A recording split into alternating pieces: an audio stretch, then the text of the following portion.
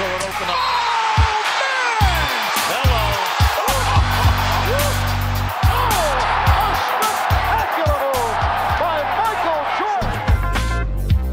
Et salut à tous et salut à toutes, c'est Yonim, je suis très content de vous retrouver pour une nouvelle émission de Time Out. On n'est pas en direct malheureusement, mais on est avec une bonne partie de l'équipe ce soir pour parler basket.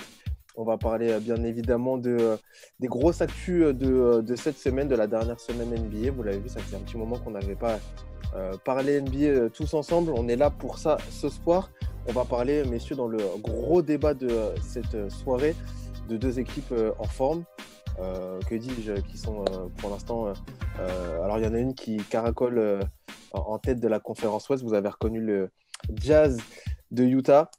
On va parler de la franchise de Rudy Gobert dans le gros débat et on va parler d'une autre franchise qui est au top et qui est calée entre les deux franchises de Los Angeles. On va parler des Suns, messieurs. Voilà pour le gros débat de la soirée.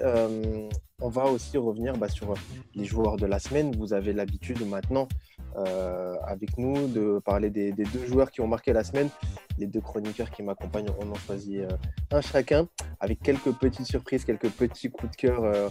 On vous en parle tout de suite après. Et puis, on reviendra évidemment sur les grosses actus de la semaine. On y reviendra brièvement. Il y a pas mal de choses qui s'est passé cette semaine et même ce soir, puisque au moment où on enregistre, il y a des actus qui sont tombées là il y a quelques minutes, quelques heures. Voilà pour le programme de ce soir.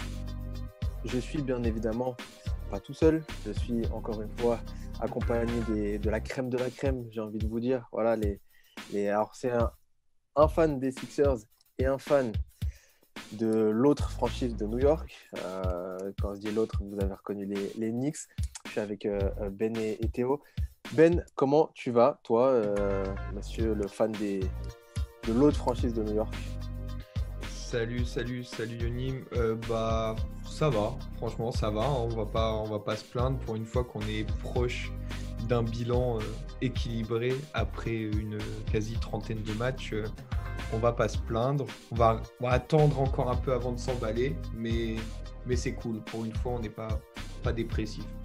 Ça faisait longtemps. Ouais, beaucoup trop longtemps. Et un autre fan qui a connu des heures un peu sombres aussi dans la conférence test et qui ça va un peu mieux maintenant, hein, Théo? Clairement, bonjour. Salut Ben, salut Yonim. Ouais, clairement, ça va beaucoup mieux, hein. Comme quoi, cette Curry, un Curry peut tout changer dans une équipe, quel que soit son prénom, il peut tout changer dans une équipe, hein. C'est vrai. Et ça fait partie des belles surprises, en tout cas en tant que joueur. On en a pas mal parlé dans l'émission depuis le début d'année. Messieurs, voilà pour le programme. Je vous rappelle quand même bien évidemment que vous pouvez nous retrouver sur les réseaux sociaux. C'est important, sur Twitter, timeout-8 on air, sur Facebook et sur Insta, Timeout NBA Podcast. Et puis sur YouTube, si vous écoutez le podcast en replay, là, vous avez aussi la possibilité d'aller regarder sur YouTube avec les visuels qui résument un petit peu tout ce qu'on dit. C'est toujours plus agréable de regarder avec des visus. Et puis, il y a nos jolies gueules dessus, donc n'hésitez pas à aller faire un tour et à vous abonner sur la chaîne YouTube. Voilà, n'hésitez pas aussi à écouter toutes les émissions. Il y a une émission spéciale sur Tony Parker qui est plutôt pas mal en deux parties, donc n'hésitez pas à aller faire un petit tour dessus. Voilà pour le petit côté promo. Messieurs, ne perdons pas plus de temps. On est parti pour le temps mort le plus long de l'NBA. C'est parti pour 1 heure de time-out.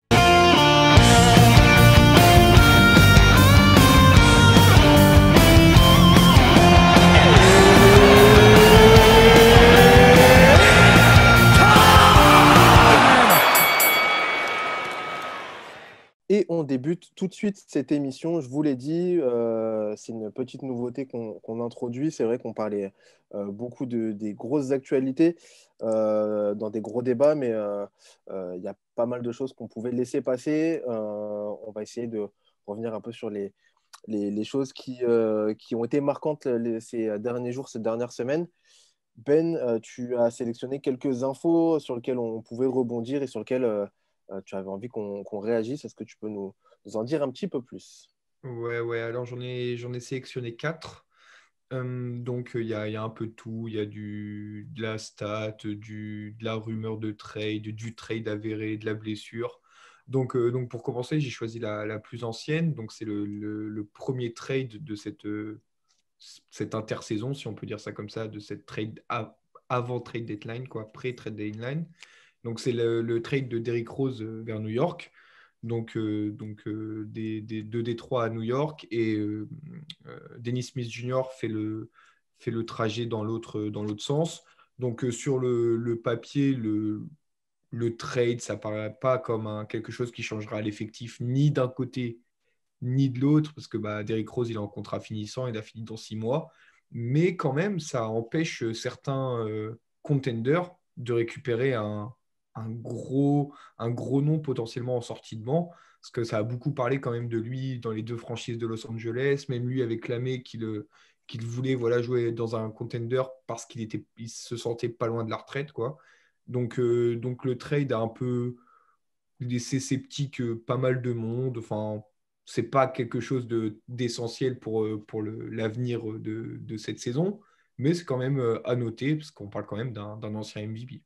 Et effectivement, D-Rose qui retrouve New York après avoir connu la franchise des Knicks déjà. Il retrouve aussi son ancien coach Thibodeau qui aime bien récupérer ses anciens joueurs. On l'a vu déjà avec Taj Gibson la dernière fois.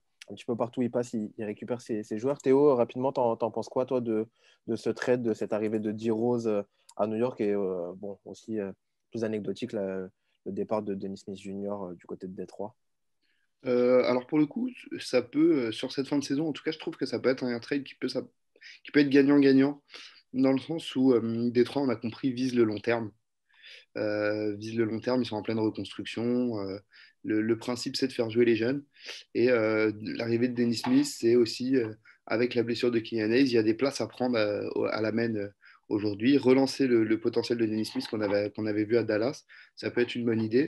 Et de l'autre côté, les Knicks, où on se disait peut-être que l'effectif est un petit peu léger pour accrocher les playoffs, qu'ils semblent enfin capables d'atteindre cette année. Ça peut ajouter un vétéran qui a déjà été MVP, qui a connu des campagnes de playoffs, etc. Ça peut forcément être un plus dans une équipe aussi jeune que celle de New York. Donc je pense que c'est gagnant-gagnant. Puis surtout, New York s'en sort pas trop mal. Il y a juste un second pick qui est donné avec le projet de Dennis Smith auquel il ne croyait plus.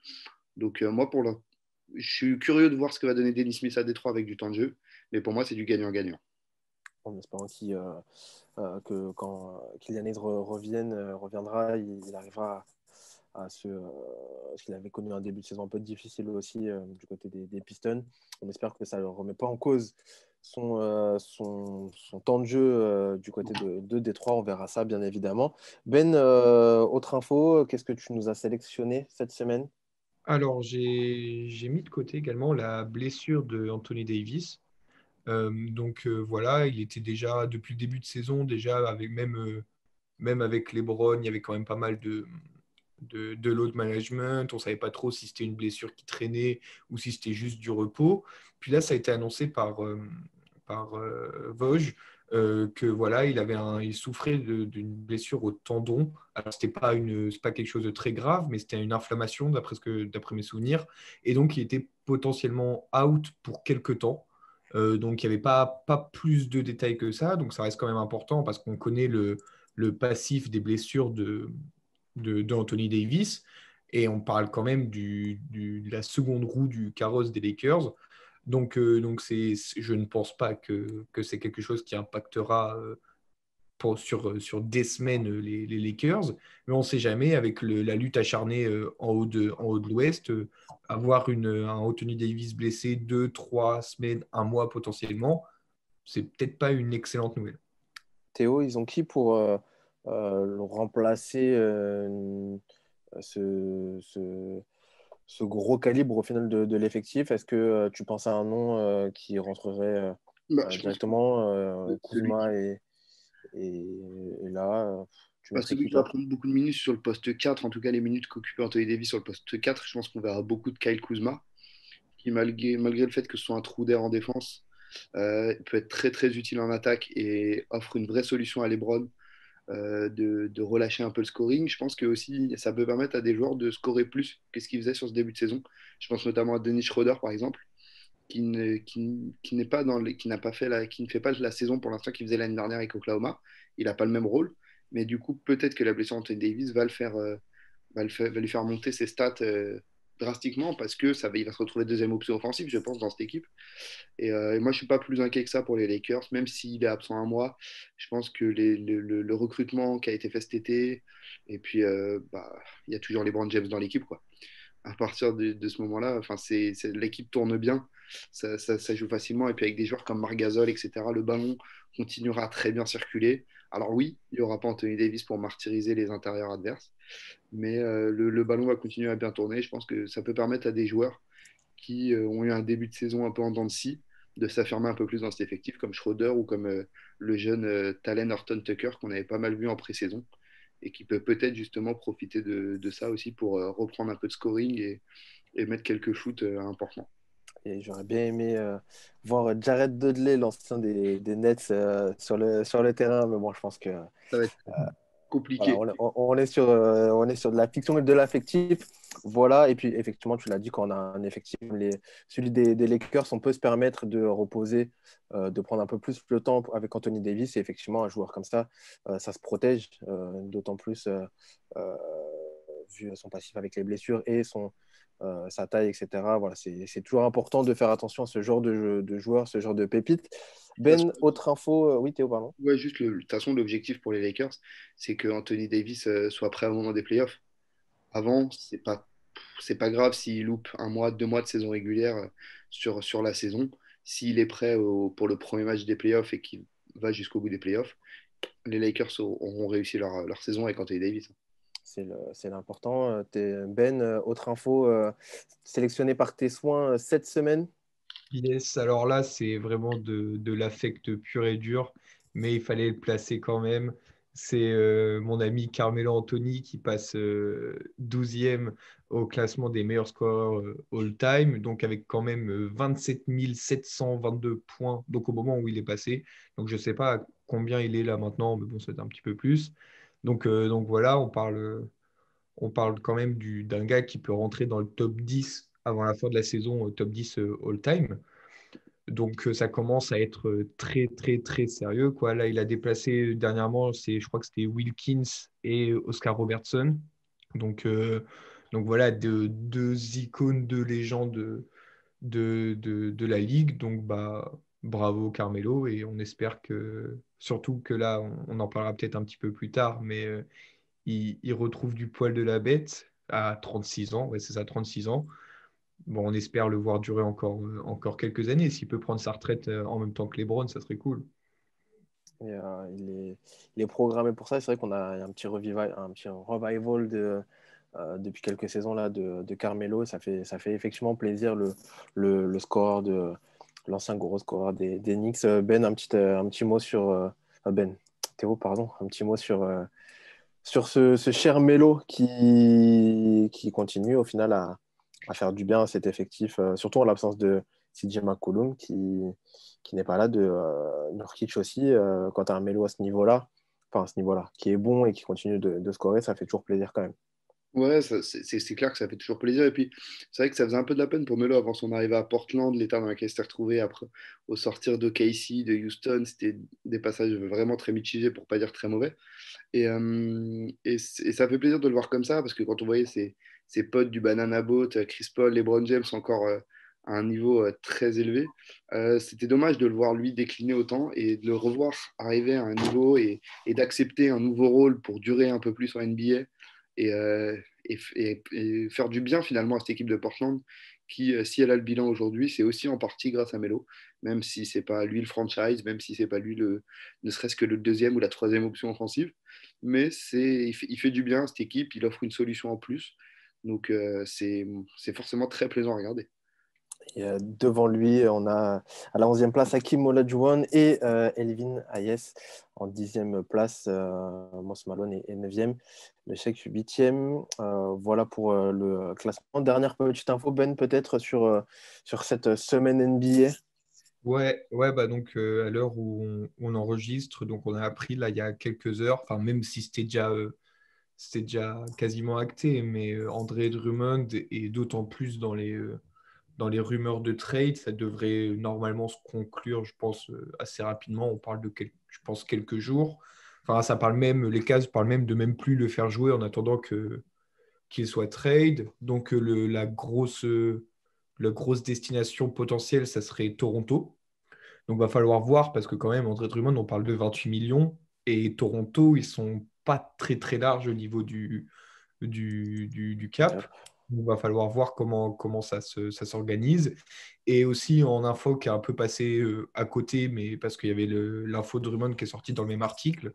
Mais voilà, il y a aussi Lonzo Ball qui intéresserait beaucoup les Bulls, donc qui cherche un meneur, parce qu'en effet, tout le monde a vu que Kobe White, c'était pas un poste 1, et tous ceux qui étaient des vrais postes 1, bah, ils jouent pas, quoi. Enfin, ils sont nuls. Donc voilà, ça serait les deux, pour l'instant, premiers pions qui pourraient bouger sur cette pré-trade deadline. Théo, un avis sur le départ de Drummond il a dit 28 millions, gros joueur de la NBA, mais c'est vrai qu'on a sur un rendement. Euh, c'est difficile de qualifier le rendement de Dédé du côté des Cavs. On est sur une équipe qui mise sur l'avenir au final. On l'a vu avec les jeunes joueurs qu'ils ont récupérés, avec Garland, avec Jarrett Allen aussi qui est là, Colin Sexton. André Drummond ne fait plus partie des plans, c'est un départ logique. Mais après, vers où est-ce que tu y crois, toi, cette rumeur parce qu'on sait qu'il voilà, il va partir, Ben l'a dit, on le met au placard, on le met au frigo avant de le servir à table. À ton avis, à quelle table il va aller, notre cher Dédé? Là, la rumeur qui est très présente dans l'info, notamment qui est sortie aujourd'hui, c'est Toronto, Tampa Bay en tout cas, mais en tout cas, voilà, c'est les Raptors. Sur un plan sportif, je comprends l'intérêt des Raptors.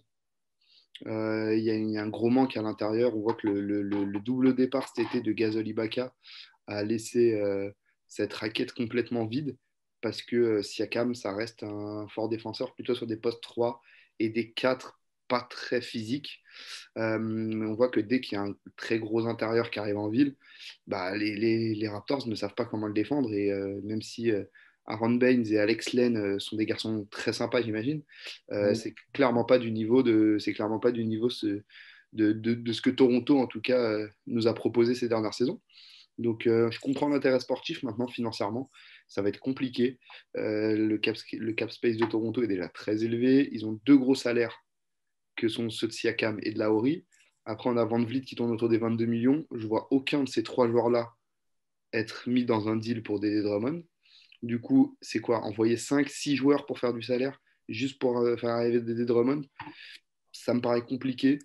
Donc, à voir si le montage financier est fait, ça peut être une idée. Après, bon, regardez, quand on voit ce que Brooklyn a pu faire avec les salaires de Harden, KD et Kyrie, on se dit que tout est possible en NBA en termes de salaire, que le salary cap, c'est pas une fin en soi. Donc voilà, à voir. Mais moi, je comprends l'intérêt de Toronto. Et puis, je pense que pour Cleveland, il faut absolument qu'ils partent. Le projet de Jarrett Allen doit être lancé. Vraiment, parce que là, on voit que Jarrett Allen, il fait des matchs, en sortant de banc, il peut faire des matchs en 23-15 exceptionnels et martyriser la raquette adverse. Et puis, son entente avec Garland est juste exceptionnelle. C'est très plaisant de les regarder jouer. Quand on les voit jouer sur pick and roll, ils sont extraordinaires les deux et je pense que c'est fait pour que ça marche. Donc, maintenant, il faut faire jouer Jarrett Allen et il faut que Dédé s'en aille.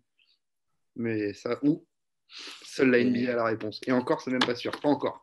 Petite précision, Alex Len est parti du côté des Wizards en cours de saison. Oui. Et du coup, on est effectivement avec une raquette Aaron Baines et Chris Boucher qui dépanne aussi de temps en temps dans la raquette. Voilà pour les infos. Merci Ben pour ce petit tour d'actu. On fera ça régulièrement toutes les semaines pour avoir rapidement les dernières infos qui viennent de tomber. Messieurs, si vous voulez bien, on va reprendre un programme un peu plus habituel. Cette fois-ci, on va parler des deux joueurs qui ont marqué la semaine. Je vous l'ai dit, quelques surprises. Vous allez nous dévoiler tout de suite vos deux choix à l'Est et à l'Ouest.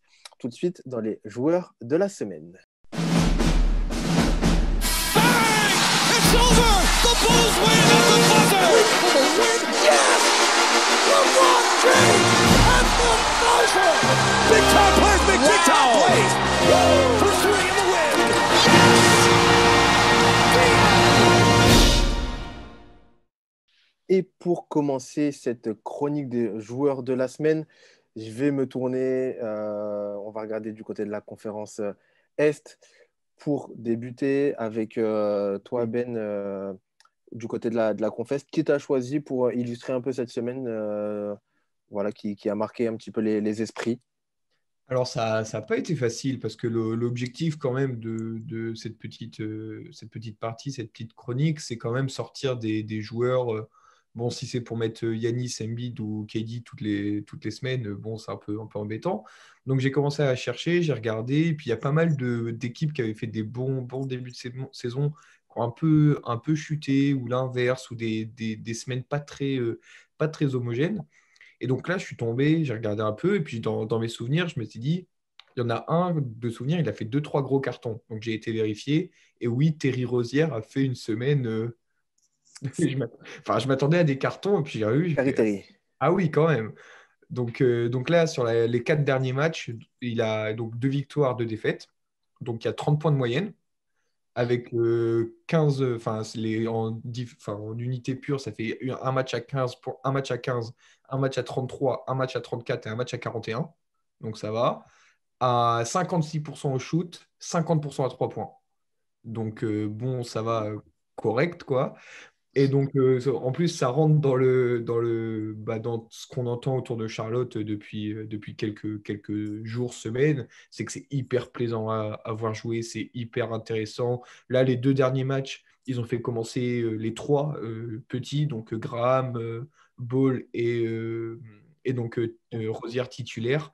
Les trois ensemble, avec juste Gordon Hayward poste 4 et quelqu'un dans la raquette, j'ai même pas vérifié qui c'était, mais je pense que c'était Cody Zeller. Oui, Donc, comment? c'est Cody Zeller, c'est leur Ouais, seul. voilà, c'est ça. Ouais, ouais, c'est le seul qu'ils ont. Donc voilà, mais c'est ultra intéressant. Vraiment, ça régale des highlights et tout. Et bah, en plus, quand Terry Rozier, il devient hyper fiable à 3 points, bah, ça devient très très dur de les arrêter, du moins offensivement, quoi. Et c'est vrai que je regardais les Hornets en début de saison. Ça faisait partie des équipes que je voulais un peu regarder justement avec Ball aussi pour voir ce que ça allait donner. C'était pas fameux en début de saison.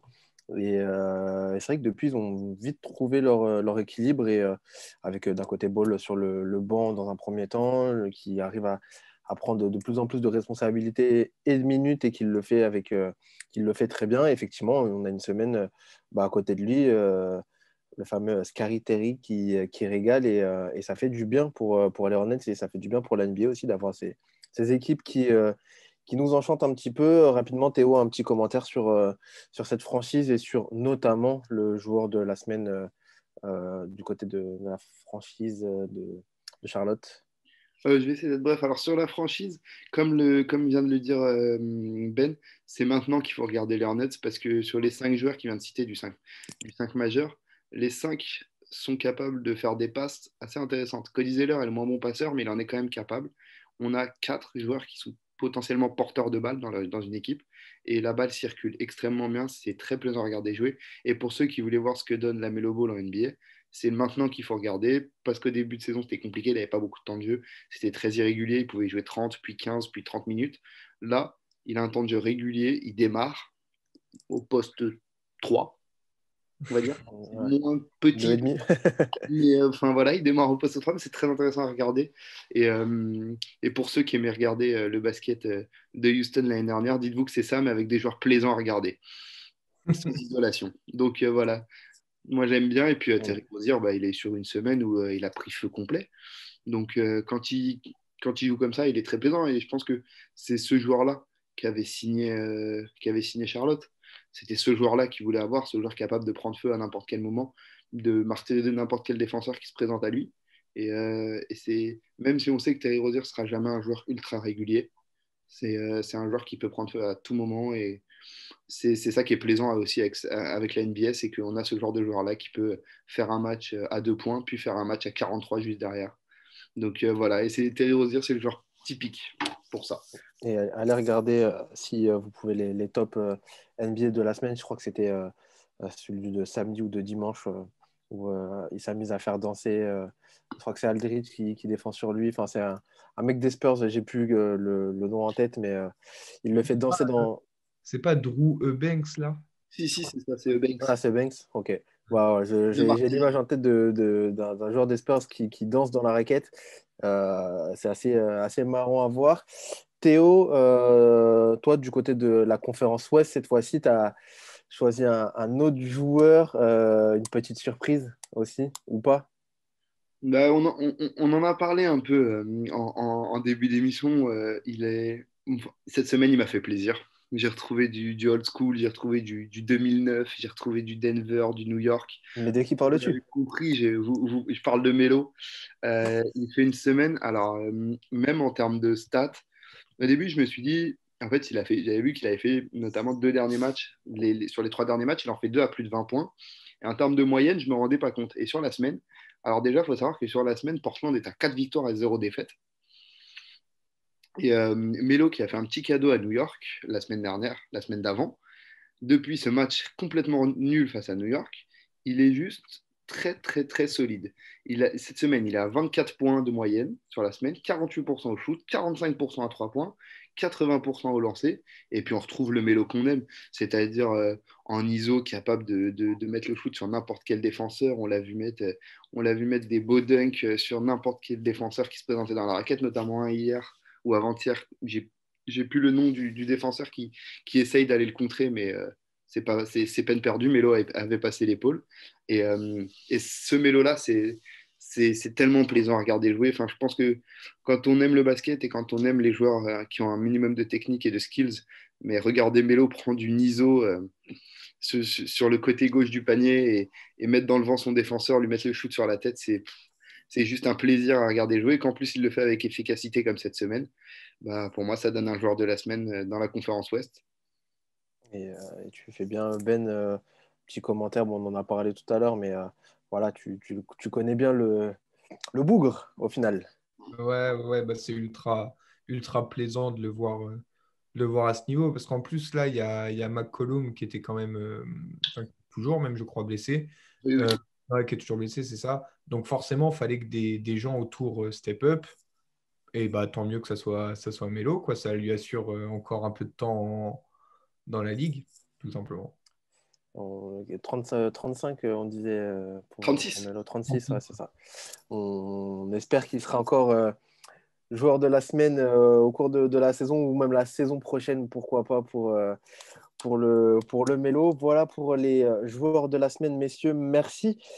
On va enchaîner cette émission avec le gros débat de cette semaine. On a parlé des actus, on va dire, on a parlé des joueurs de la semaine. On doit bien évidemment parler de deux franchises incontournables, le Jazz et les Suns. Ça va être l'objet de notre gros débat. On va regarder ces deux franchises qui sont en tête ou presque en tête de la conférence Ouest qui est la plus relevée. Messieurs, on va passer tout de suite au gros débat de cette semaine. Come on, what? Who has the best handles in the league? Dumb question. Et pour le gros débat de cette semaine, je vous le disais, on va parler des Suns et on va parler du Jazz.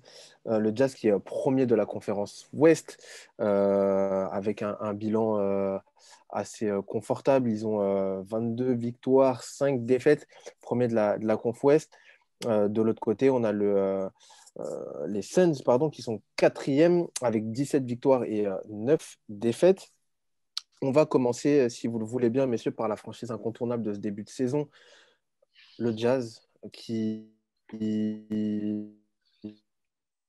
la stat, ils sont donc, je vous l'ai dit, en 22 victoires, 5 défaites. Depuis 19 matchs, ils ont connu une seule défaite. Messieurs, on est sur un 18-1 de la part du Jazz. Depuis leur double défaite face à Brooklyn et à New York, une petite virée dans Big Apple qui avait un peu dégénéré pour eux. Au final, depuis, ils se sont très, très, très, très bien rattrapés puisqu'ils n'ont connu qu'une défaite. C'était contre Denver et on connaît le match-up difficile du Jazz face à Denver. Depuis, ils enchaînent les jolies victoires. On a eu des victoires contre Milwaukee, des victoires contre les Pels, un peu contre tout le monde. D'ailleurs, voilà pour la franchise de Rudy Gobert. On va parler de cette franchise et surtout, messieurs, je voudrais voir avec vous un petit peu sur les individualités. On parle bien évidemment on va parler de Rudy Gobert aussi. Certains commencent à lancer des opérations pour le voir au All-Star Game. Je voudrais avoir votre avis sur la question. Je vais commencer avec toi, Théo. Le Jazz, prenons dans l'ordre. On va parler des individualités après. Parlons un petit peu de cet effectif. Toi, déjà, comment tu ressens cette équipe du Jazz qui a beaucoup été dans les prétendants à chaque fois, qui tournait entre la deuxième, la troisième, cinquième, sixième place de la conférence Ouest. Et là, c'est un peu leur année. Ils sont devant les Clippers, ils sont devant les Lakers. Bon, on est sur une très bonne année pour le Jazz. Voilà, clairement, on est sur une très très bonne année pour les Jazz. Et je dirais même mieux, tu dis qu'ils sont premiers de la conférence Est, de la conférence Ouest, pardon. Ils sont même premiers de la Ligue. Aujourd'hui, c'est la meilleure équipe de NBA en termes de bilan. Voilà, c'est la deuxième défense de NBA, la quatrième attaque de NBA. Ça joue très bien, ça joue très propre. C'est plaisant à regarder jouer. Je ne sais même plus quoi dire sur le Jazz, tant ils m'ont étonné ces dernières semaines. Je ne m'attendais pas à ça. Tous les joueurs remplissent parfaitement le rôle qui leur est demandé. On retrouve le Mike Conley qu'on espérait voir à son arrivée à Utah, celui aussi qu'on avait vu un peu dans la bulle. Le Mike Conley qui fait vraiment des différences. Et puis, au-delà de ça, on a un effectif qui est très bien huilé, très mis en place. Les joueurs savent exactement quel est leur rôle. Ils ne sortent pas de leur rôle. Et on voit le gros travail fait par Quinn Snyder et son staff dans cette équipe parce que il a à quelque chose près le même effectif que l'année dernière. Ça sent le trophée de Coach of the Year cette année. Hein. Oui, clairement. Et puis, ça a très peu bougé par rapport à l'année dernière, finalement. Ils sont restés sur la continuité. Et c'est louable parce que après une saison en demi-teinte comme celle de la saison dernière, on aurait pu croire que Utah allait appuyer sur un bouton et bouger deux, trois pièces pour essayer de changer cet effectif. Ils ne l'ont pas fait. Ils sont restés sur avec la même équipe, le même groupe resserré. Et bravo à eux parce que ça marche. Et de très belle manière en plus. Et on parlera justement de ce groupe, de ces individualités juste après. Même question, Ben, toi, cette équipe, qu'est-ce que tu ressens? Ça te fait quand même kiffer de voir le Jazz en tête de la conférence Ouest et de la Ligue même? C'est vrai qu'il y a des équipes, voilà, des fois qui sont premières et bon, le jeu n'est pas resplendissant, on est sur de l'efficacité plus qu'autre chose. Là, est-ce qu'il y a quand même une petite vibe de bon basket, en tout cas du côté de Utah? Bah ouais, en fait, c'est ultra plaisant. Je trouve que, en fait, ils arrivent à maximiser leur effectif. En fait, ils arrivent à adapter leur jeu à l'effectif. C'est-à-dire qu'ils ont beaucoup de mecs qui peuvent quand même prendre des shoots longue distance, que ce soit Bogdanovic, que ce soit Joe Ingles, Donovan Mitchell, même Mike Conley. Et donc, ça se concrétise par quoi? Bah, c'est le plus de 3 points tentés de la ligue. Et je crois que c'est un des meilleurs pourcentages, ouais, quatrième meilleur pourcentage à 3 points. Donc déjà, ça, dans la ligue actuelle, on sait à quel point ça fait la différence. Et en plus de ça, ils ont la chance d'avoir un pivot défensif ultra dominant. Donc, ça se concrétise par être la première équipe au rebond. Donc, c'est deux choses qui, jusque-là, on ne pensait pas que c'était ultra complémentaire parce être on va dire, dans un système arc de cercle autour de la peinture pour prendre les shoots, c'est pas ultra complémentaire avec le fait de prendre énormément de rebonds. Bah là, eux, ils l'ont très bien mis en place. Ils ont toujours Gobert qui gobe énormément de ballons. Donc, ouais, en fait, c'est juste pour résumer, Snyder, il a réussi à maximiser au maximum son effectif. Et je pense que c'est ce qu'on attend d'un coach, tout simplement. Voilà, on lui donne tel joueur, bah, essaye de faire ton maximum avec. Et je pense que là, s'il arrive encore à dépasser cette qualité-là, va falloir vraiment se poser des questions pour savoir si c'est un humain. Justement, messieurs, parlons de ces individualités. On parlera de ce groupe resserré. C'est vrai que je suis en train de checker aussi tous les autres noms de cet effectif. Il n'y a pas des noms ronflants. Tu l'as dit, Théo, sur un effectif assez resserré. On va en parler. Avant de parler de cet effectif-là, je voudrais quand même m'intéresser à deux, trois individualités. La plus évidente, ça semble être Rudy Gobert, en tout cas sur ce début de saison. Pourquoi? Parce que, quand je dis évident, c'est pour nous Français qui le regardons pas mal et qui scrutons pas mal aussi. On a eu encore une fois, pas mal de critiques de certains spécialistes. Je pense du côté des États-Unis, je pense aussi à Shaquille O'Neal qui a apparemment un petit contentieux avec cette franchise et certains joueurs, Donovan Mitchell et Rudy Gobert notamment.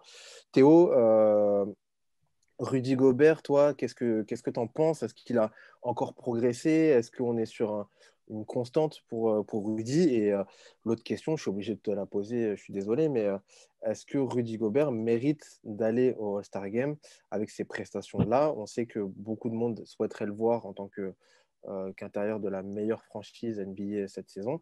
Est-ce que pour toi, Rudy Gobert doit aller au All-Star Game? Voilà, sur le cas Rudy. Qu'est-ce que tu en penses? Alors, ben, tu m'as posé deux questions, du coup, je vais commencer par la première, Rudy Gobert, sur sa saison. Moi, je le trouve très intéressant et je trouve que oui, il a encore progressé. On voit notamment dans sa gestion, déjà, je trouve il s'est grandement amélioré sur la gestion des fautes sur les intérieurs un peu fuyants. Style Jokic, style même Embiid peut le faire, Brook Lopez. Face à tous ces intérieurs-là, il avait tendance à sortir, à se jeter un peu, à faire des fautes un peu bêtes dès qu'il rentrait dans la raquette ou dès qu'il y avait un petit qui rentrait dans la raquette. Il s'est vachement amélioré là-dessus. Et un, un gros bravo à Quinn Snyder aussi, qui a pas mal amélioré sa défense, notamment face à ces match-up-là qui, on le sait, sont compliqués pour le Jazz. Notamment Jokic qui a pris pour habitude de salir Utah très régulièrement. Mais, Pas le dire. mais bon, enfin, cette année, il salit tout le monde. Donc, c'est pas très grave. Mais voilà, et puis, ouais, Rudy, en fait, est-ce qu'il mérite d'être All-Star? J'ai envie de dire oui et non. Honnêtement, il le fait dans une autre équipe où j'ai envie de te dire non. Mais là, pour moi, en fait, Utah mérite d'avoir deux All-Stars avec la saison qu'ils sont en train de nous produire.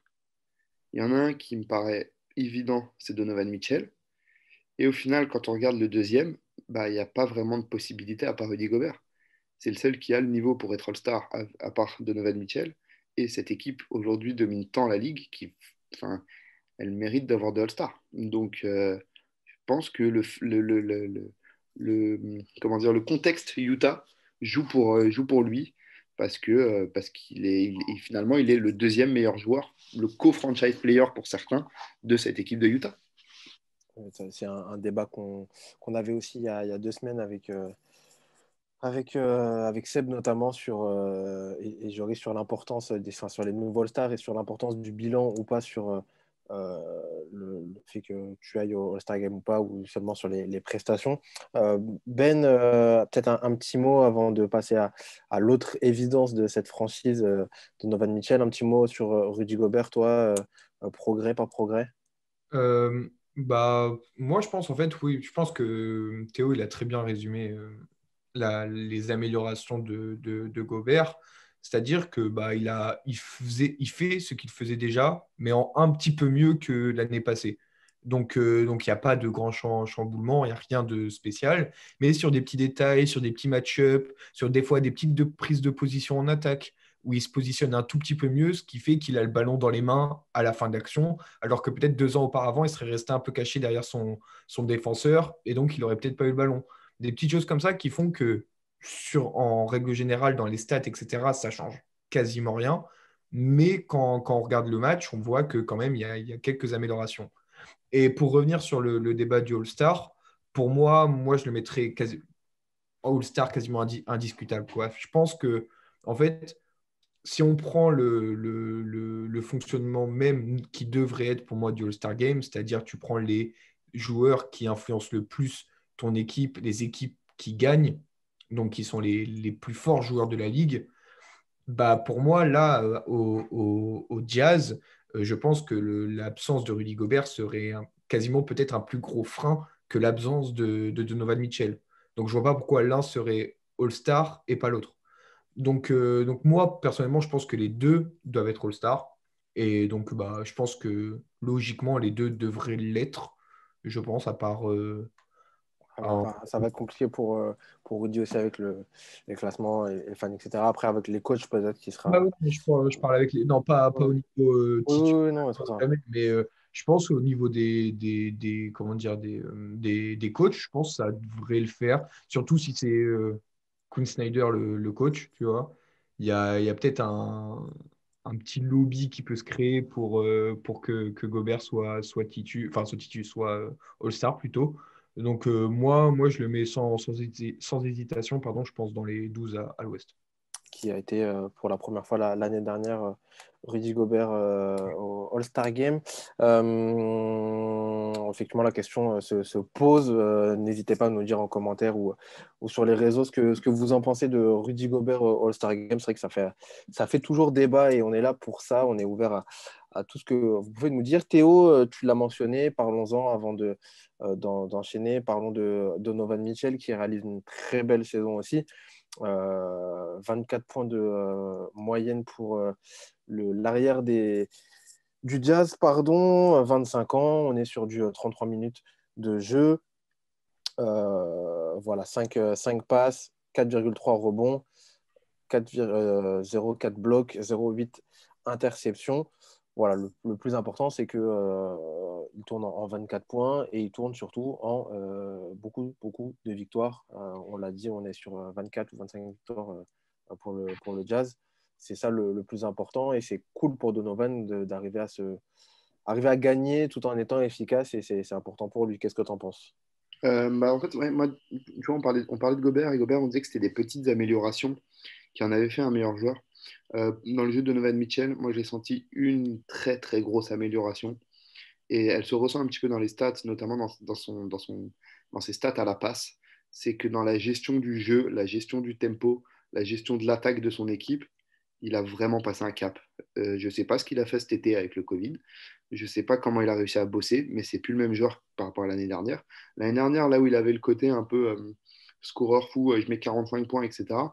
Mais dans un système avec des ISO où, oui, il était capable de scorer sur n'importe qui, mais ça restait un côté un peu très scoreur. Là, maintenant, il a vraiment passé un cap. Je trouve il est capable de gérer l'attaque de son équipe. On peut voir, maintenant, on voit des line-up où techniquement, le meneur de jeu sur le terrain, bon, soit Donovan Mitchell, soit Jordan Clarkson. Mais celui qui tient la balle et celui qui mène le jeu au sens propre du terme, c'est Donovan Mitchell. Et c'était des choses qui, je pense, l'année dernière, n'étaient pas faisables parce que Donovan Mitchell ne gérait pas le jeu dont il le gère dans la façon actuelle. Et moi, il m'épate sur sa gestion du tempo, notamment, parce que le Jazz, c'est une équipe qui joue beaucoup en demi-terrain, qui est aujourd'hui la 24e pace de la ligue, parce qu'il y a des joueurs qui sont pas très rapides. Sans vouloir être méchant avec Rudy Gobert, Joe Ingles ou même Bogdanovic, c'est pas des joueurs qui brillent par leur rapidité, mais par contre, c'est des joueurs très intelligents qui savent très bien où se placer. Bojan et Joe Ingles mettent les shoots dès qu'on leur demande, et Rudy est une vraie tour de contrôle, que ce soit en attaque ou en défense. Et du coup, cette équipe joue bien avec un Donovan Mitchell à la baguette, bien aidé par Mike Conley, hein, mais avec quand même un Donovan Mitchell à la baguette, et il a pris cette équipe en main en fait. Et enfin, il a passé ce cap de prendre cette équipe en main. Il est plus vraiment le co-franchise player avec Rudy. J'ai l'impression qu'il a passé ce petit cap pour devenir le franchise player de Utah qu'il en a fait son équipe en fait. Ben, un mot, Théo vient de les mentionner sur ces autres joueurs, ces autres titulaires aussi qui ont beaucoup de minutes. Je pense à Joe Ingles, on pense à Mike Conley, forcément titulaire à la main. Boyan, ouais, Royce O'Neal aussi, il y a Bogdanovic, Boyan qui est là, Jordan Clarkson, pardon, qui continue de rentrer, de faire beaucoup de mal aux autres équipes. Au final, qu'est-ce que tu penses, toi, de ces joueurs-là, de ce roster, pardon, de la manière dont c'est construit, la manière dont ça tourne, et notamment les individualités qui en ressortent. Qu'est-ce que tu en penses, mon cher Théo? Non, Ben. Mon cher Ben, pardon, j'ai du mal ce soir. Moi, je pense que, en fait, le fait que l'effectif tourne aussi bien, et notamment le retour à un niveau plus que correct de Mike Conley, je pense que ça a énormément aidé Donovan Mitchell dans sa nouvelle gestion de tempo, parce que l'année dernière, en fait, ça faisait vraiment Donovan Mitchell un peu esselé. C'était vraiment, il est un peu pas jeté à l'eau, mais quasiment, quoi. Ouais, c'est ça. En fait, il était passé de Ricky Rubio à un Mike Conley bourré. Donc, ça aidait pas, quoi. Là, il a retrouvé une vraie structure autour de lui, dont les principaux, donc, comme on a dit, principales personnes sont donc Conley, Bogdanovic, Royce O'Neal, Jordan Clarkson, pardon. Il m'en manque un, je crois, Ingles. Ouais, Ingles, voilà. Donc, tout ce petit pôle de personnes, en fait, c'est ce que disait très bien Théo, c'est que chacun est dans son rôle, ne démord quasiment pas de son rôle, ou quand ils en démordent, c'est pour, par exemple, Joe Ingles qui, à la place de prendre 3 points dans le match, il en prend 6 et il en met 5 sur 6, quoi. Donc, en fait, quand ils sortent de leur rôle, c'est souvent, très souvent, pour faire des choses qui sont très, très bonnes. Donc ça ressemble beaucoup à pas mal d'équipes qui ont pas mal fonctionné en régulière sur les années, décennies précédentes. C'est des équipes qui sont rodées, en fait. Vu que l'équipe, elle se connaît par cœur, il fallait juste qu'il y ait un petit truc qui se déclenche. Et moi, je pense que, comme tout le monde le pense, c'est le retour au niveau de Mike Conley. Et ça a débloqué pas mal de choses, quoi. Donc ça me surprend pas tant que ça. Il fallait juste que Conley soit au niveau, et il l'est, quoi. Ouais, en Allez, fait, monsieur. cette- Ouais, la, Théo. ouais, la saison du Jazz qu'on a là, c'est celle qu'on attendait l'année dernière. C'est ça, On a vu exactement. la signature de Mike Conley. Et honnêtement, je pense que on pourra jamais assez louer le travail qu'est en train de faire Quinn Snyder. Parce que on lui a souvent craché dessus à tort ou à raison, mais pour ses séries de playoffs, qui sont, c'est vrai, souvent assez ratées, en tout cas sur ces dernières années. Et, euh, et cette saison, il est en train de prouver que c'est pas juste un coach NBA assez bon, c'est un des meilleurs. Justement, tu fais bien parler des playoffs. Rapidement, avant d'enchaîner, en quelques mots, les gars, le Jazz, ça va au bout cette année ou pas? Bah, Éliminé au premier tour. Éliminé au premier tour, Ben, tu nous dis quoi? ouais, moi, j'aurais dit demi de conf, peut-être. S'ils arrivent à maintenir, à être un ou deux à la fin de la saison, avec un peu de chance, ils vont taper quelqu'un qui s'est glissé là un peu. Donc, je sais pas qui est 7 ou 8 là actuellement. Je peux regarder. Je Spurs. regarde, je regarde vite fait. Ouais. Ou les Si, Warriors, si ouais. tape, s'ils tapent les Spurs ou Memphis ou quelque chose comme ça, j'ose espérer pour eux qu'ils sortent quand même de la série. Mais je pense que ça passe pas les demi de finale de conf, quoi. Si ça prend Denver ou un des deux LA en demi de conf ou une équipe dont on parlera un peu plus tard, je pense que ça fait pas long feu, quoi. Je suis assez d'accord. Voilà pour cette franchise du Jazz, en tout cas, qui caracole en tête de la NBA avec, on l'a dit, un Français qui performe aussi du côté de la franchise de Utah. Messieurs, on va enchaîner tout de suite avec l'autre franchise de la soirée. Beaucoup de choses à dire aussi, bien évidemment, sur cette équipe. On va parler, je vous l'ai dit tout à l'heure, je ne vous mets pas plus de suspense, on va parler des Suns Phoenix. de Phoenix. Pardon, je cherchais sur la carte les Suns, le Soleil, Phoenix, bien évidemment, avec un autre duo aussi incontournable de la ligue. Voilà pour cette franchise. Je vous l'ai dit, qui est quatrième pour l'instant de la conférence Ouest. Juste derrière les Lakers, c'est les Clippers, 17 victoires, 9 défaites. Les Suns, pour l'instant, lors des 10 derniers matchs, qui sont en 9-1, 9 victoires, une défaite. Je vais commencer par toi cette fois-ci, Benjamin. Les Suns, c'est une équipe, un peu la même question que tout à l'heure avec le Jazz, mais voilà, est-ce que c'est une équipe que tu apprécies voir jouer cette saison et est-ce que tu es content de retrouver cette franchise qui a pas mal galéré les saisons dernières, qui a eu pas mal ouais, de galères, j'ai pas d'autres mots, et qui regardait plutôt vers le bas de la conférence Ouest. Et cette fois-ci, on a les regards un petit peu pointés vers le soleil, cette fois-ci pour les Suns.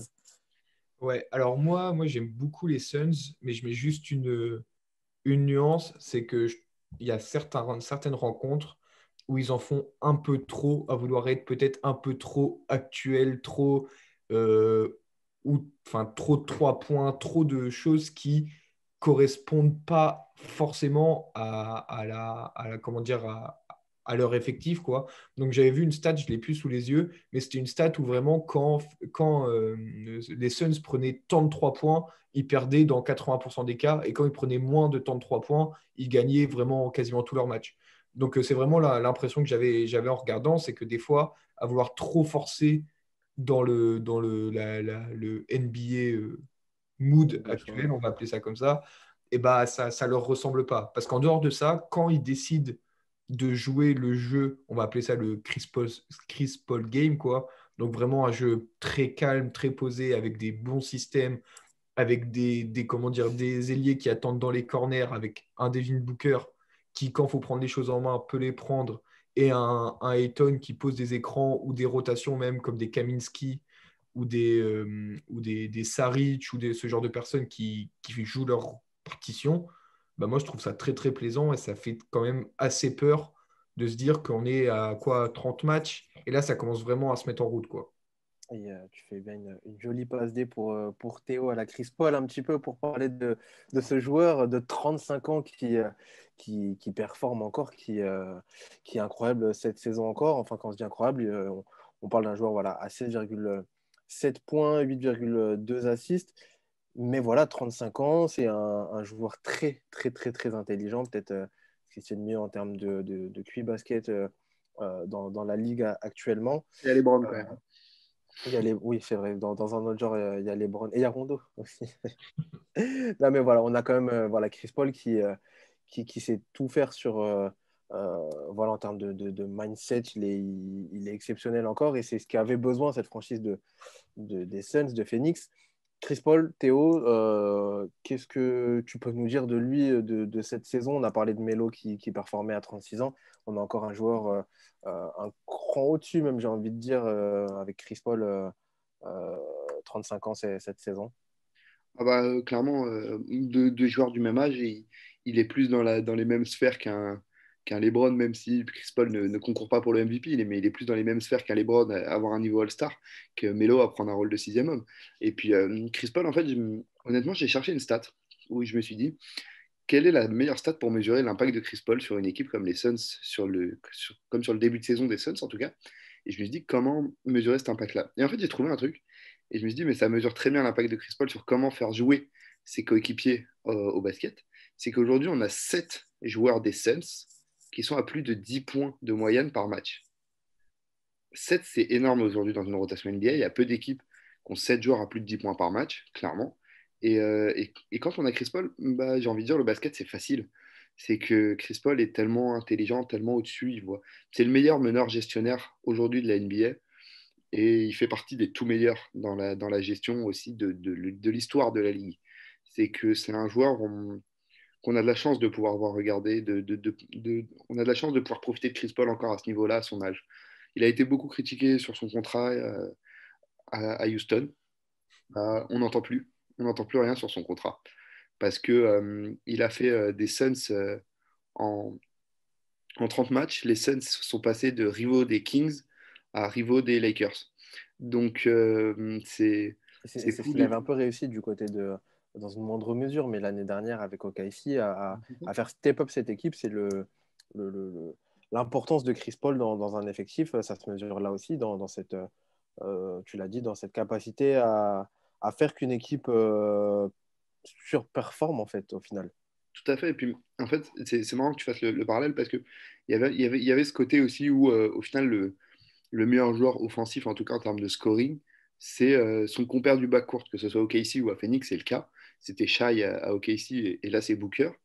Mais moi, ce que j'ai beaucoup aimé l'approche de Booker depuis l'arrivée de Chris Paul, c'est que Booker est passé dans son truc, j'arrête de vouloir mettre 30 points par match. S'il faut, j'en mets que 24. Mais par contre, les Suns, on a un candidat sérieux. On est une équipe dure à battre. On est une équipe très solide. C'est que moi, ce qui m'a le plus étonné quand j'ai fait mes recherches sur Phoenix, c'est que c'est une meilleure défense qu'une meilleure attaque. En fait, ils sont sixième meilleure défense de la ligue et dixième meilleure attaque. Et en fait, ça aussi, c'est l'effet Chris Paul. C'est que finalement, on sait comment jouer en NBA pour gagner des matchs. C'est que Chris Paul, il est arrivé, il a dit, écoutez, moi j'ai gagné plein de choses. Ok, j'ai pas la bague, mais par contre, j'ai gagné plein de choses en NBA. J'ai fait des grosses séries de playoffs. J'ai j'ai connu les Clippers, j'ai connu les Hornets, j'ai connu OKC, les Rockets. J'ai failli faire une finale NBA, j'ai failli éliminer la Dynasty Warriors. Donc écoutez quand je parle, je vais vous apprendre ce que c'est le basket. Je suis plus intelligent que vous tous réunis, de toute façon. Donc écoutez quand je parle, et je vais vous apprendre le basket, et c'est ce qui se passe. Et on voit que les joueurs autour de lui profitent de ça. Des joueurs comme Cameron Johnson, comme Dario Saric, comme Jake Crowder, ils ont juste à se mettre dans un corner, et au bout d'un moment, Ils seront dans un fauteuil, la balle en main, ils n'auront plus qu'à mettre le panier. Donc forcément, c'est plaisant pour tout le monde de jouer avec un mec comme ça, et c'est plaisant pour nous de regarder un mec comme ça gérer une équipe NBA. Et vous faites bien tourner la gonfle ce soir la manière un petit peu des équipes dont on parle assez collectives. Tu as parlé de Booker. Ben, un mot sur Devin Booker qui était beaucoup moqué, et moi le premier, hein, sur sa capacité à être un très bon joueur, mais avec un Q basket peut-être un peu limité, en tout cas en termes de vision de jeu, etc., pour un arrière, qui se contentait de scorer et qui scorait un peu dans le vide puisqu'il ne gagnait pas, ou pas beaucoup en tout cas. Là, on n'a plus grand-chose à dire sur Devin Booker. On l'a vu déjà l'année dernière dans la bulle où il a fait un peu taire les critiques. Déjà l'année dernière, sur la saison régulière, ça allait beaucoup mieux. Là, l'année dernière, il avait Rubio à ses côtés ça l'aidait pas mal en termes de gestion de balle, etc. Devin Booker avec un meneur gestionnaire comme Rubio ou Chris Paul, qui, comme l'a dit Théo, c'est ce qui se fait de mieux. On a un Devin Booker au top, au final, qui sera All-Star cette saison sans grande surprise et qui peut viser pas mal, en tout cas, avec cette 4e place. Qu'est-ce que tu en penses, toi, de notre cher Devin Booker de D-Books? Ouais, bah de toute façon, je pense que pour juger les jeunes joueurs comme ça, parce que là, lui, il est dans sa 4e ou 5e année, je crois. En fait, faut vraiment attendre parce que il y a déjà eu pas mal d'exemples comme ça, comme Anthony Davis, par exemple, où beaucoup, pendant longtemps, il a vogué entre la 10, 11e place, 8e place. Il a réussi une fois un petit push en playoff avec Drew Holiday et Rajon Rondo. Mais c'est quelqu'un sur qui on savait qu'il avait d'énormes capacités, que c'était potentiellement une superstar et que c'en était une. Mais fallait quelque chose pour déclencher. Et cette chose-là, c'était l'arrivée à LA. Et là, on s'est directement tous dit, bah voilà, ce mec-là, quand il sera tout seul maintenant, entouré d'une bonne équipe, il pourra potentiellement l'amener au bout, quoi. Et Devin Booker, c'est un peu pareil. C'est un peu le lot d'énormément de joueurs, sauf quand tu t'appelles Doncic, quoi. Voilà, tu peux avoir un effectif autour de toi, mais s'il est très jeune, si toi-même tu es très jeune, tu vas faire tes stats, mais tu vas avoir du mal à les porter au bout, quoi. Et donc avoir un vétéran autour de toi pendant 1, 2, 3 ans qui t'entoure et qui t'aide, voilà, qui t'encadre, quoi. Bah, je pense que c'est tout ce qu'il faut pour ces joueurs-là. Parce que là, potentiellement, il va faire ses premières séries de playoffs. Si, enfin, je suppose que normalement, à part grand changement, Chris Paul devrait être aussi là l'année prochaine. Donc l'année prochaine, ils seront de nouveau dans la partie, on va dire, plutôt haute du classement. Donc ça fera 2 saisons consécutives où il aura engrangé suffisamment d'expérience. En plus de ça, c'est pas lui le premier porteur de balle. Donc si à un moment, il y a un moment clutch à mettre en place, ça sera peut-être lui au shoot, mais ça ne sera pas lui qui sera à la mise en place. Donc ça le détendra d'autant plus. Et ça peut être que du positif. Et comme l'a dit Théo, de toute façon, il a très bien compris que s'il veut aller en playoff, bah, tu écoutes ce que dit Chris Paul, tu te mets là où Chris Paul te dit, tu prends tes systèmes quand Chris Paul te dit de prendre tes systèmes, tu le laisses prendre ses systèmes quand il veut les prendre, et tout se passera bien. Et c'est ce qui se passe pour l'instant. Et c'est ce qui fait relativement bien. On va parler après des autres joueurs aussi de cet effectif, mais j'aimerais parler avec toi, Théo, de l'autre gros poisson, en tout cas, dont on parle peut-être un peu moins, parce que il est forcément relégué derrière ses deux compères du backcourt. On va aller du côté de l'intérieur cette fois-ci, se concentrer sur un premier choix de draft, quand même, mine de rien, DeAndre Ayton, on en parlait un petit peu avec Seb il y a 2 semaines. Qu'est-ce que vous pensez, vous, de DeAndre Ayton? Est-ce que c'est toujours compliqué de juger ce joueur? On n'est pas sur un joueur très, très. On est sur un joueur très physique qui score et qui prend ses rebonds assez facilement, mais pas plus. Est-ce que on est en droit d'attendre un petit peu plus de DeAndre Ayton ou au final, est-ce que bon, il remplit son rôle et il ira pas beaucoup plus loin? Théo, t'en penses quoi, toi?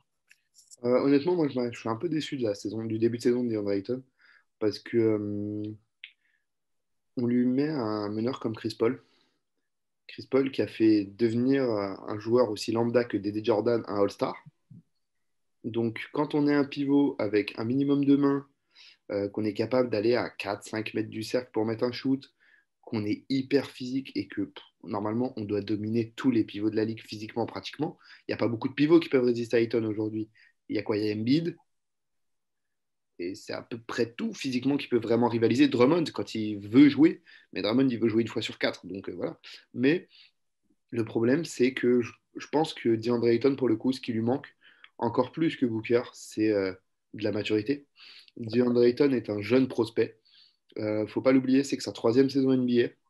Il a eu une première saison compliquée où ça a beaucoup perdu.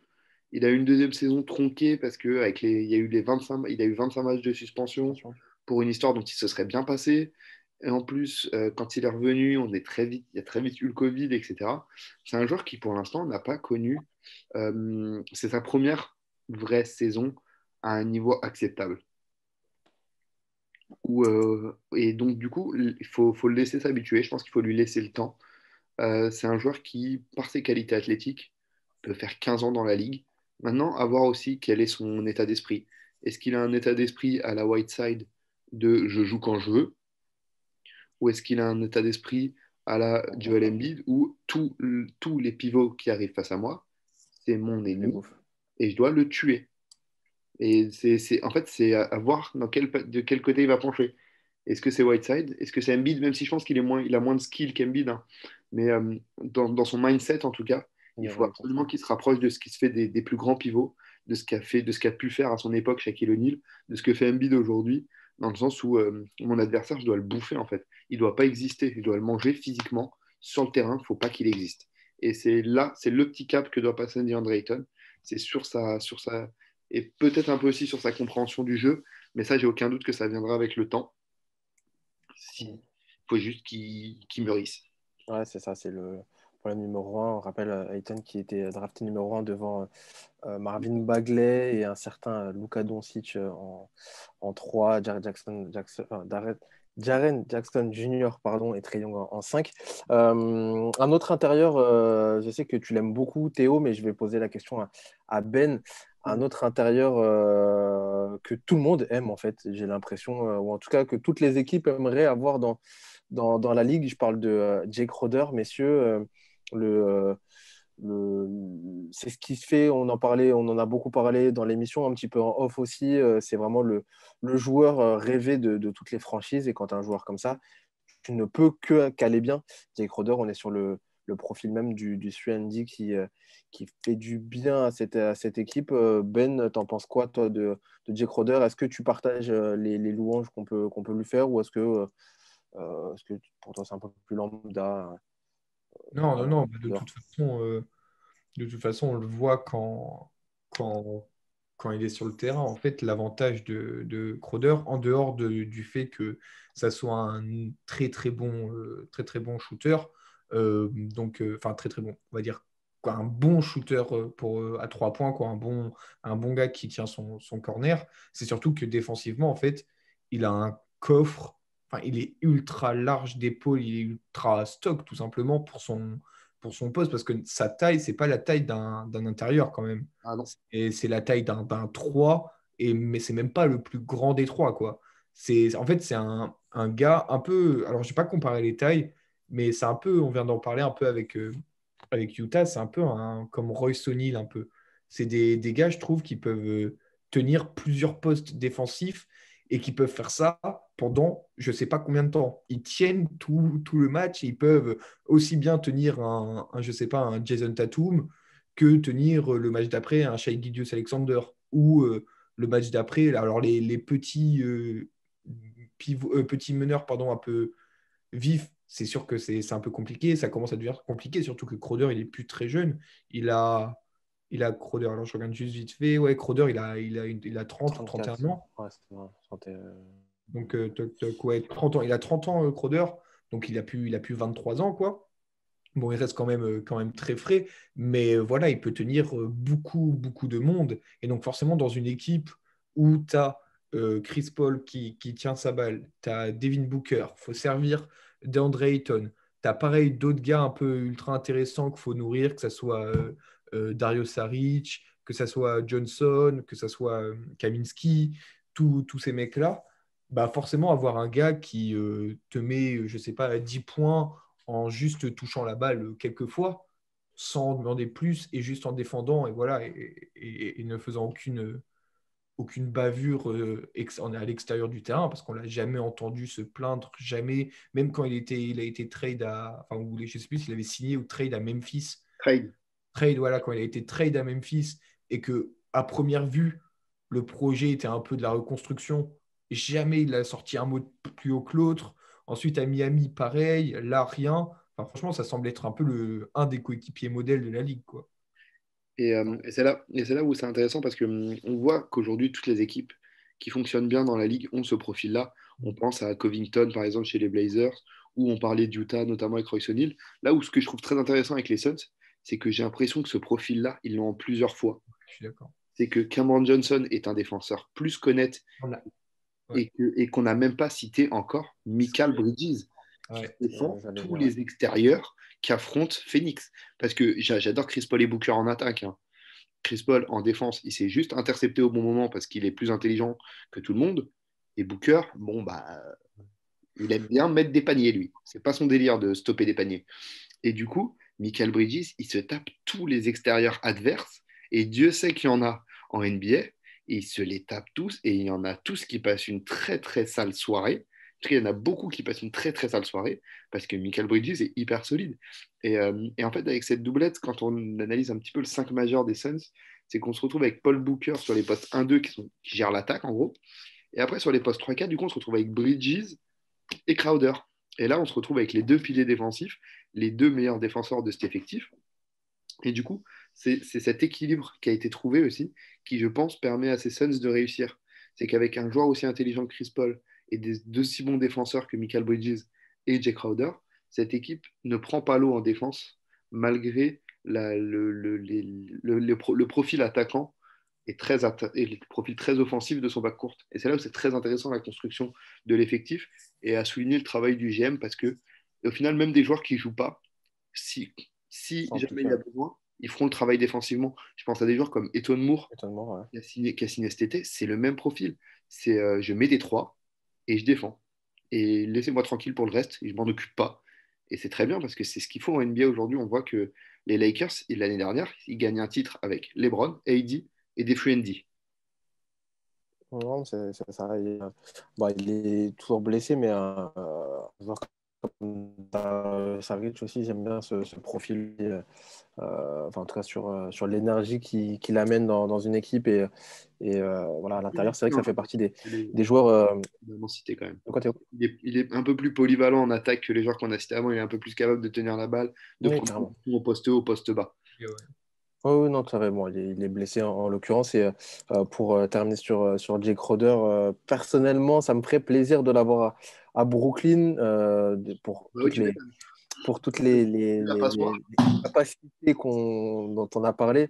Et surtout d'un point de vue un peu plus léger parce que on a une petite identité depuis quelques saisons. On avait eu Kenneth Farid qui est arrivé. On a eu son sosie qui est venu juste après. Enfin, en même temps, Demar Carroll qui n'est plus là. Voilà, Jake Crowder, on est sur un- Randa et Hollis. ouais, bon, il est moins athlétique que les trois, là. Moins grand Ouais, mais il est quand même solide hein, et défensivement. il y a moins de dread. Oui, oui, non, c'est sûr, mais bon, il y a moins de dread. Ah, ça, par contre, c'est vrai. Ce qui nous reste après, c'est du Montrezarel, mais ouais, en termes de dread, Carroll, Farid et Roder, ça fait un peu partie de l'identité des Nets. Voilà, messieurs, pour ces deux franchises, on a parlé du Jazz, on a parlé des Suns. J'espère que on a fait un tour assez complet quand même. C'est utile de parler de toutes les franchises. On vous invite bien évidemment à vous rapprocher si ça vous intéresse, des pairs aussi qui sont spécialisés dans ces franchises-là et qui traitent très très bien aussi l'actualité de leur franchise de cœur. N'hésitez pas à regarder d'une les comptes FR, mais surtout les matchs de ces deux équipes qui sont vraiment très plaisants à déjouer cette saison. Oui. C'est des franchises à l'ouest, c'est toujours un plus tard dans la nuit. mais ça vaut vraiment le coup de Si vous aimez le basket, rester éveillé ou de mettre son petit réveil. N'hésitez pas. Ouais, il y a vraiment de quoi faire. Donc, n'hésitez pas à regarder ces matchs-là pour comprendre mieux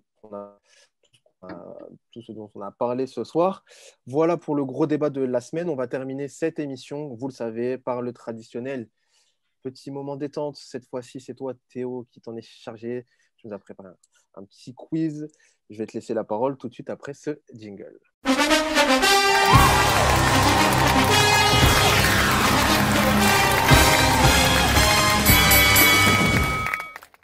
Théo, la parole est à toi. Tu vas nous mettre un petit peu sous pression. Je commence à me concentrer. Tu vois, là, je te passe la parole, mais en même temps, je me concentre. Je me on fait tout ça concentre. bien en même temps. Hein. Je vois le stress commence à monter. Ouais, ouais, ouais. Un Bon, peu de après, ça va. transpiration apparaît sur l'écran. C'est Ben en face, donc ça va. Mais Mais du coup, en fait, j'ai pensé, j'ai pensé un peu au quiz qu'on avait déjà pu faire, notamment l'idée de Guillaume sur, sur les effectifs. Et je me suis un peu rapproché de cette idée-là dans le sens où vous allez devoir me donner un nom chacun.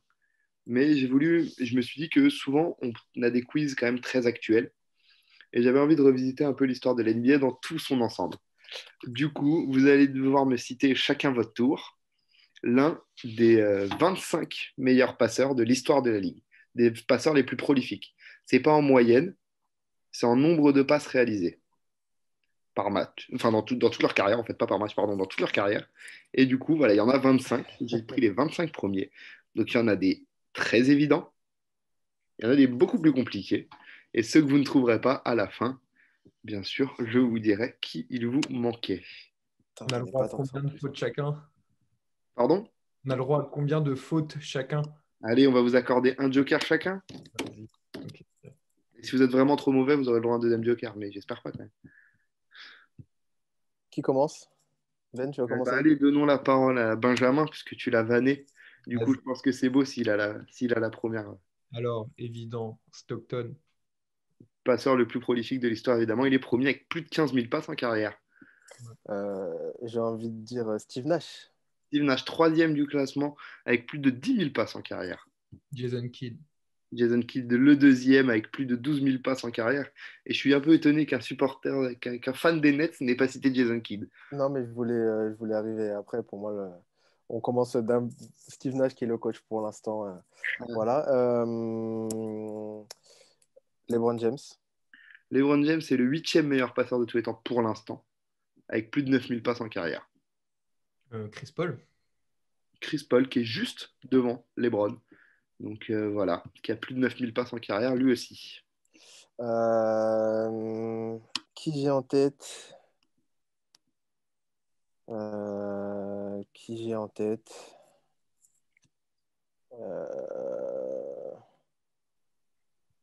Qui j'ai en tête? Attends, j'ai trop de noms en tête, en fait. J'arrive pas à en sortir un. Ah putain, je suis tellement nul. Euh... Hardaway. Penny Hardaway. Penny Hardaway, la carrière est pas assez longue, mon copain. Hein. Il a pas joué assez longtemps, Penny Hardaway. Ouais, je me suis dit dans le top 25. Non, non. Non, non, non. À Dis-moi. toi, Ben. Moi, Robertson. Oscar Robertson, tout à fait cinquième. Sixième, pardon. Sixième meilleur passeur de tous les temps, à presque 10 000 passes, mais il n'a jamais passé les 10 000 passes en carrière. C'est vrai que je vais chercher loin. Westbrook, du coup. Westbrook, 14e, plus de 7 000 passes en carrière, tout à fait. Je pense Bob Cousy doit être haut aussi. Bob Cousy, 20e, presque 7 000 passes en carrière. Je pense qu'il avait plus. Du coup, je me retrouve dans la même position. À qui je pensais tout à l'heure? Alors, en joueur actuel, il reste un nom. Il y en a un ultra obvious quand même. Hein. Et il y en a un ultra obvious que vous n'avez pas cité, oui, tout à fait. Merci Ben de le rappeler. Parce que je me dis, quand est-ce qu'ils vont le citer, quoi? J'attends, je me dis, il va le sortir, mais non, j'attends. Un joueur actuel? Non, c'est pas le joueur actuel qui est ultra obvious. Hein. Par contre. Parce que là, il va te perdre. Ok. Le joueur actuel n'est pas ultra obvious, mais il y a un joueur ultra obvious. Ouais, non, ok.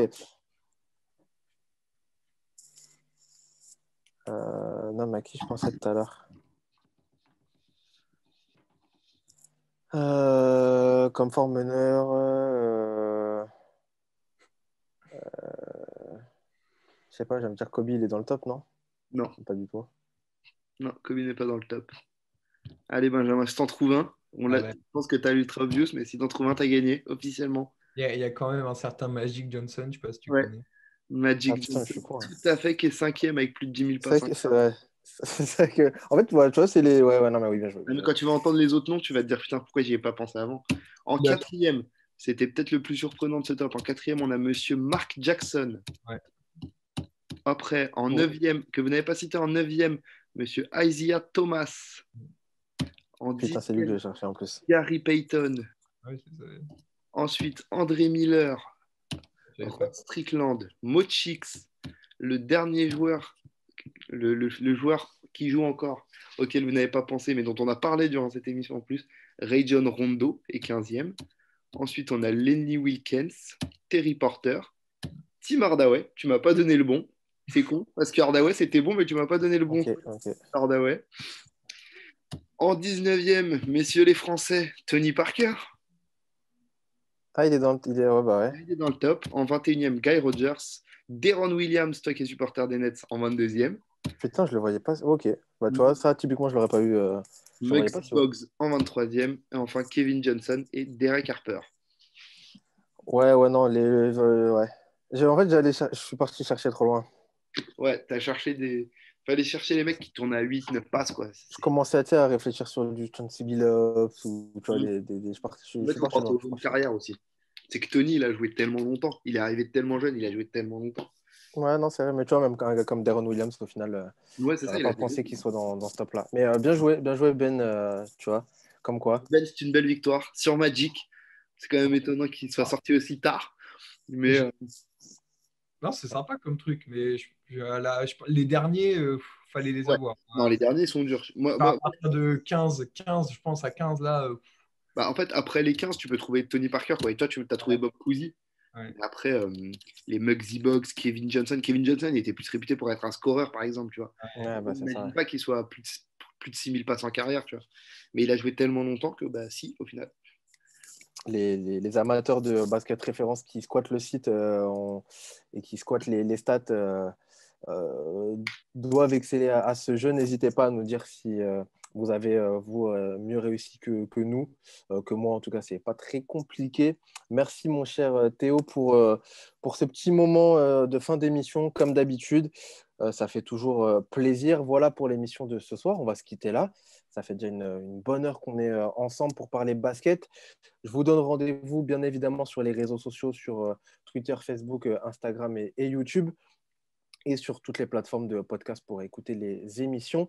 Je vous rappelle aussi et surtout, si vous écoutez l'émission cette semaine, ce qui devrait être le cas, samedi 20, n'oubliez pas le cercle qui compte tous les membres des comptes FR, on va dire, voilà, qui est chapeauté par QI Basket, organise un marathon, un live caritatif sur la plateforme Twitch. On l'avait fait l'année dernière où on avait récolté pas moins de 6200 euros pour la Croix-Rouge française. Cette année, on remet ça. On va récolter et donner tous les dons, cette fois-ci au Resto du Cœur, cette année. N'hésitez pas à faire un tour samedi sur la plateforme et sur le Facebook, le Twitter pardon, du Cercle, le Cercle NBA. Voilà, passez nous faire un petit coucou et lâcher de la monnaie pour la bonne cause. Voilà, c'est de la solidarité. N'hésitez pas, J'aurai la chance de... avec cette année compliquée, les Restos du Cœur ont eu beaucoup plus de travail qu'habituellement. Ils sont vraiment débordés et en manque de dons. Donc n'hésitez pas, c'est bon pour le karma, c'est bon pour le cœur, c'est bon de donner du plaisir aux gens et de donner du sourire aux gens. Donc n'hésitez pas, ça fera que du bien à tout le monde. Et vous êtes tous invités à participer, à commenter tout ça. J'aurai la chance de commenter un match avec Eddie David notamment. Ça sera une jolie rencontre entre les Warriors et le Thunder 2016. Voilà, on a du Curry, on a du Durant. Ça va être pas mal, les gars. Vous êtes bien évidemment aussi invités à passer, et même à passer de l'autre côté, à venir commenter et venir parler un peu basket avec nous. Ça fera toujours plaisir. En tant que membre éminent de Time Out, vous êtes bien évidemment la bienvenue. Voilà pour l'actualité. C'est samedi 20, c'est de midi à 1 heure du matin, 12 heures, plus de 12 heures de live, 13 heures de live à peu près pour parler basket, etc. Voilà, messieurs, je pense qu'on en a fini pour cette émission. Merci beaucoup, encore une fois, à vous deux pour ce contenu. On se donne rendez-vous, nous, très vite sur Time Out pour une nouvelle émission. Profitez bien, regardez du basket, kiffez, vous couchez pas trop tard ou faites comme vous voulez, en fait. N'oubliez Dormez pas pas. Embiid MVP. Et on va couper ça au montage. Non. Messieurs, merci beaucoup. Bonne soirée à vous. Ciao. Bonne soirée.